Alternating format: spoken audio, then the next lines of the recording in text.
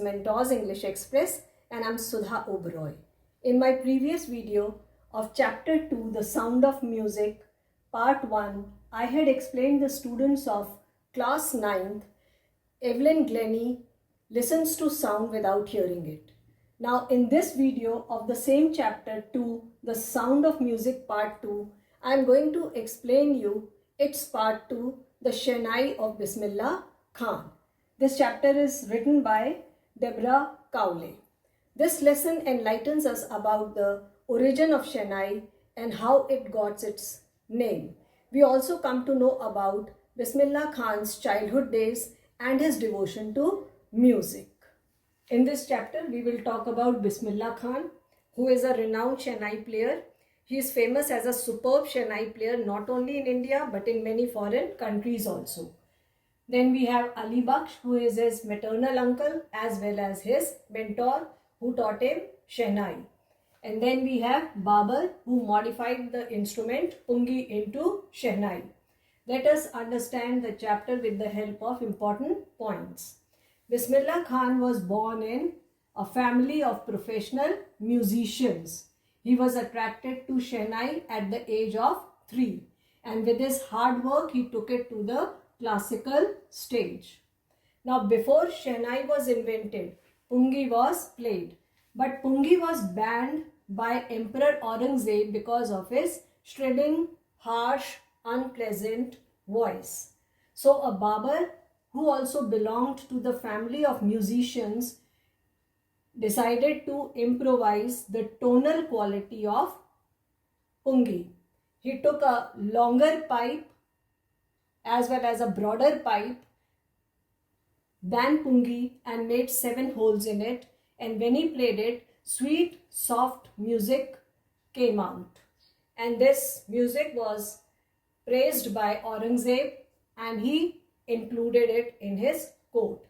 Now since it was played in Shah's chamber and made by a Nai, it was named Shehnai.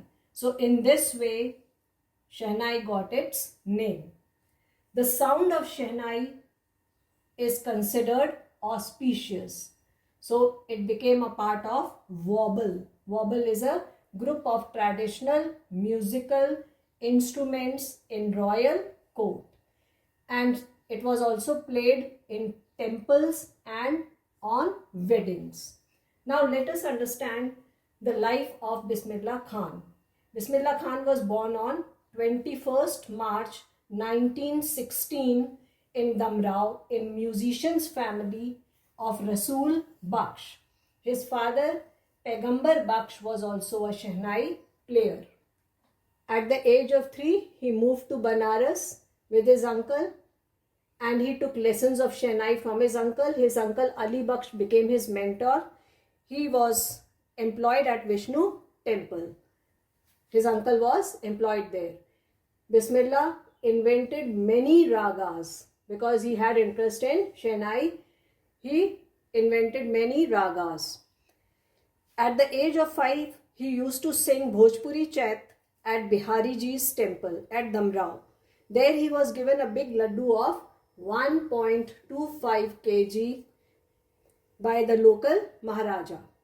He practiced for Shehnai for hours in solitude at Balaji and Mangla Maya temples and on the bank of river Ganga. The water flow of Ganga inspired him to invent ragas. At the age of 14, he played Shehnai at Allahabad with his uncle at a music conference, and he was praised by Ustad Fayaz Khan. He got a big break when All India Radio started its radio station in Lucknow in 1938. He was the first Indian to greet the nation on 15th August 1947 with Rag Kafi. His audience included illustrious names such as Mahatma Gandhi and Pandit Jawaharlal Nehru.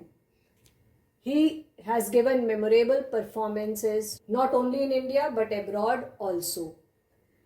His first visit to Afghanistan, where he recited Shehnai. It was praised by King Zahir Shah. Back in India, he was invited by Film World, but he refused because he did not like the glamour and artificiality of the film world.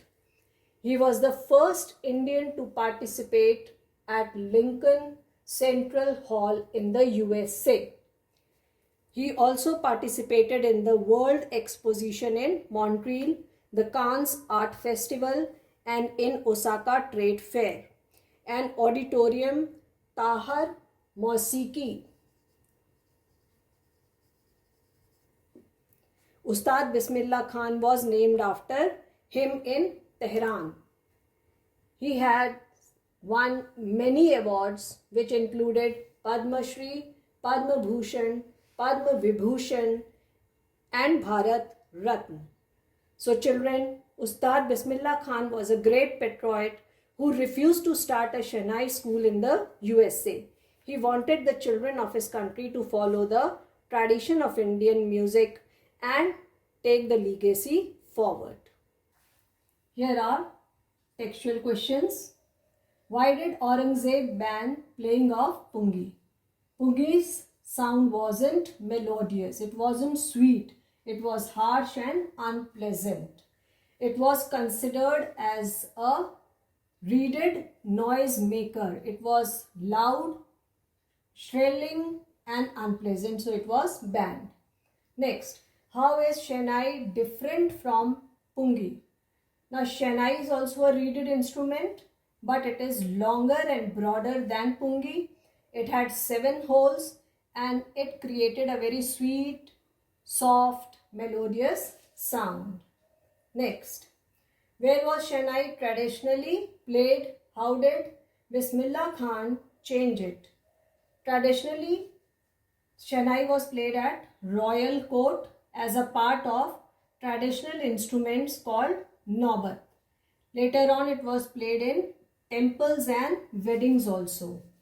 Now, Bismillah Khan invented new ragas and brought onto the stage this classical instrument Shehnai along with other classical instruments. Next, when and how did Bismillah Khan got his big break? Bismillah Khan got his big break in 1938 when All India Radio opened its radio station at Lucknow. He started presenting Shehnai there and became very popular. Question number 5. Where did Bismillah Khan play Shehnai on 15th August 1947? Why was the event historic?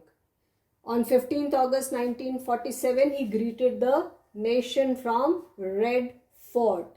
Because India has achieved freedom on that day, he greeted the nation. His audience included Mahatma Gandhi, Jawaharlal Nehru, and it was followed by historic speech, Tryst with Destiny, by the first Prime Minister Jawaharlal Nehru.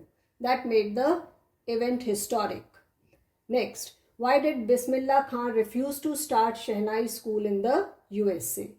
Bismillah Khan loved India very much. He was a great patriot. He was attached to temples, especially River Ganga. He got inspiration from the waves and invented ragas. So he refused to start a Shehnai school in the USA. Question number 7. Find 2 instances in the text which tell you Bismillah Khan loved India and Banaras. Bismillah Khan loved India, especially Banaras and Damrao, because they were temples and he used to play Shehnai over there in the temples. The flowing water inspired him to improvise and invent ragas which were beyond the range of Shehnai. And another incident is that he refused to set up Shehnai school in the USA. This also tells us that he was a great patriot. He wanted children of his own country to learn music to take its legacy forward. Children, I hope you are enjoying my teaching. The important points are going to help you understand this part of the chapter, and the value points explained in textual questions will help you write the questions to the point. In second part of this video, the Sound of Music Part 2, the Shehnai of Bismillah Khan, I am going to explain you very short question answers and long question answers. Children, you can download the complete text of this video from my Facebook page, the link of which is given below. So keep watching Mentors English Express. Children, if you have enjoyed this video, like, share and subscribe it. Do post your comments in the comments box below. Thank you.